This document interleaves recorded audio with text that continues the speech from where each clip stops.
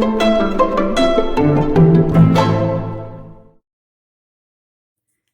BookTube! Welcome back to the Babbling Bee.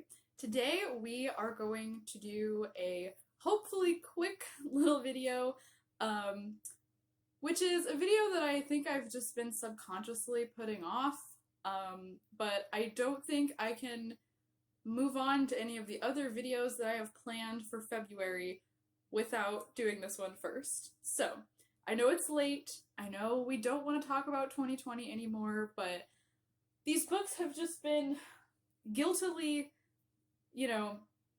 intruding upon my consciousness, and, well, not that they're guilty. Guiltily is not the right word.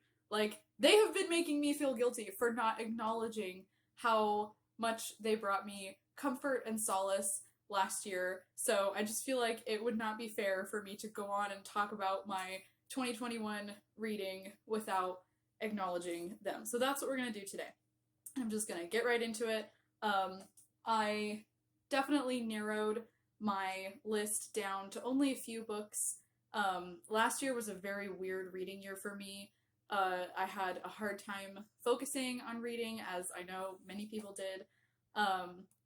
And yeah, so it wasn't that difficult actually to just narrow it down to like the few books that really stood out and that brought me like particularly huge amounts of comfort or enjoyment last year. So let's just get right into it. The first one that I want to acknowledge from 2020, this is my like physical copy of this book, but I actually listened to these on Audible, and it's the complete Tales of Winnie the Pooh by A.A. Milne. This is my like old childhood edition. I just adore Winnie the Pooh so much, and I think it's eternal, and I cannot listen to or read a Winnie the Pooh story without laughing out loud, without smiling. I relate to these characters, especially Piglet, so much, and I just think that A.A. Milne has such a charming, wonderful way with words, and it just never gets old to me. And also, something that never gets old to me, every time I read these or listen to them, the ones that I listened to were read by Peter Dennis, I think, but I will link, I'll link them down below in case I got that wrong. I never get over the, like, dedication to these at the beginning, which says, "To her, hand in hand we come, Christopher Robin and I, to lay this book in your lap. Say you're surprised, say you like it, say it's just what you wanted, because it's yours, because we love you." Like, really? Good grief, A.A. Milne. Ugh, love that. Okay, so, yeah, it was really lovely to listen to those on audiobook last year. And Winnie the Pooh it's great for all the time, but especially in hard times, right? Also good for hard times was Her Royal Spyness, which is the first in, I think this is is this the Her Royal Spyness series? I think it is. Anyway, it's by Rhys Bowen. I got this at Barnes & Noble specifically because I was looking for something that was just like a light, cozy mystery set in a historical like time period far away from here where I could just like not think about anything that had to do with like the moment, you know what I mean? And this totally did that for me. It was delightful, it was cozy, it was perfectly escapist, but it didn't sacrifice on writing, which is why I so appreciate Kate from Kate Howe and her cozy mystery recommendations, because this just like confirmed to me that I can really trust her when she says that like mysteries don't have to sacrifice on character development and storytelling and prose just because they're cozy. So yeah, if you haven't read this series and you're looking for a nice like vintage vibes cozy mystery, I would highly recommend. And then this next one was actually assigned reading for me last year for one of my classes, which is always so nice when you have like assigned reading that is actually wonderful. This is Out of the Dust by Karen Hesse. I hope I'm saying that right. This is telling the story of a young girl called Billy Joe, and her experience going through the Dust Bowl in Oklahoma, with her family, and it's a novel in prose, which those just speak to my heart so much. I love novels in prose, and this is just truly one of the most beautiful, heartbreaking, but hopeful books that I have ever read. It really is about, like, starting over from nothing and finding, like, reasons to keep on living and creating and being, even in the midst of, like, horrible heartbreak and struggle. And I had read this when I was in elementary school, I think, but it had been many years, so it was just such a treat to be able to come back to this, and I know that I'll, like, want to read it again and again throughout the rest of my life.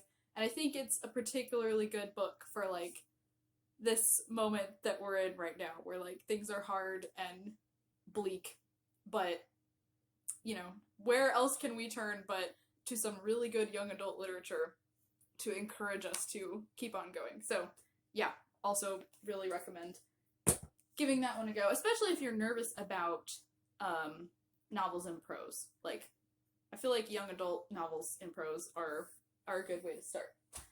Okay, now we're getting into the classics. Now we're getting into Elizabeth Gaskell. So, last year, I very, very slowly, I think I started Wives and Daughters in 2019, and then I continued reading it in 2020, listening to it on Audible again, and I finished it last year.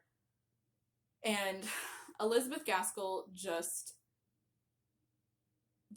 set up home in my heart, and she's never going to leave. I love the, like, maternal, wise, warm, good-humored tone of her voice, and that honestly was just what kept pulling me back into the story.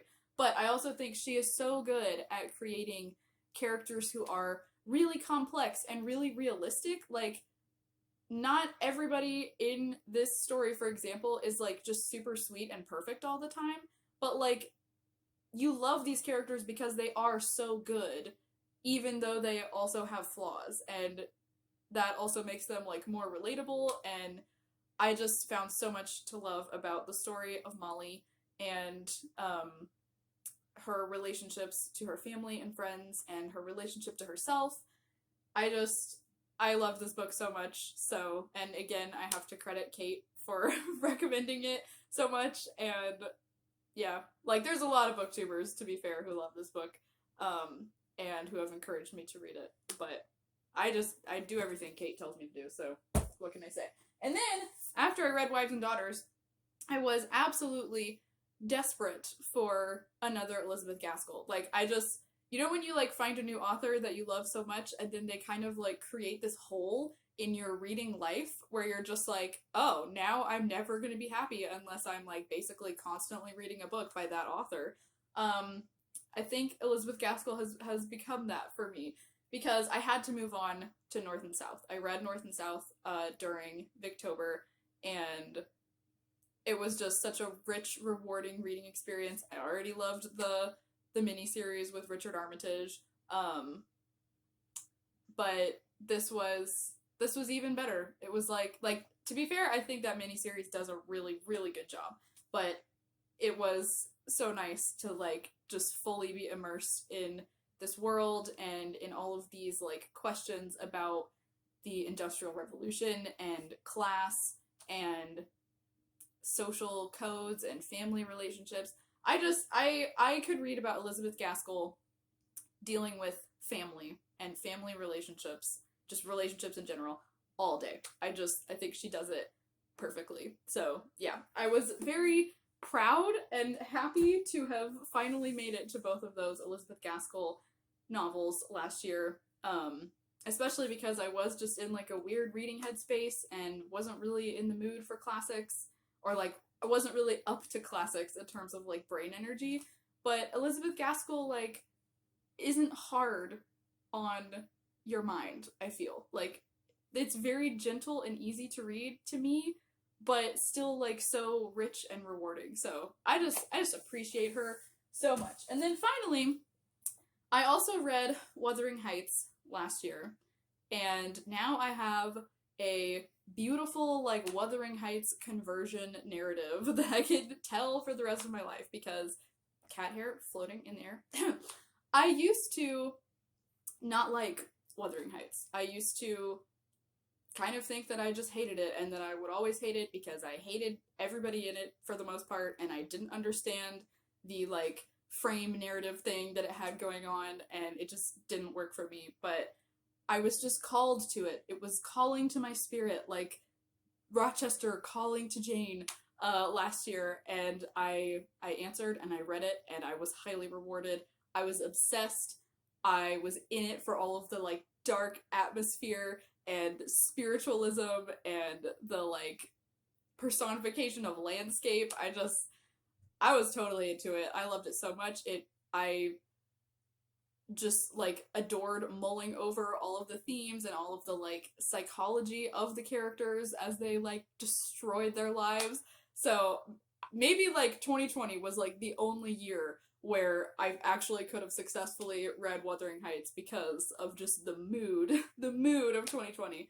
But yeah, I loved it so much, and I rewarded myself for reading it and for graduation in December by purchasing this Oxford World's Classics edition, which is so beautiful, and I can't wait, like, for when I get to reread this, because I will read this edition of it and just have a lovely time.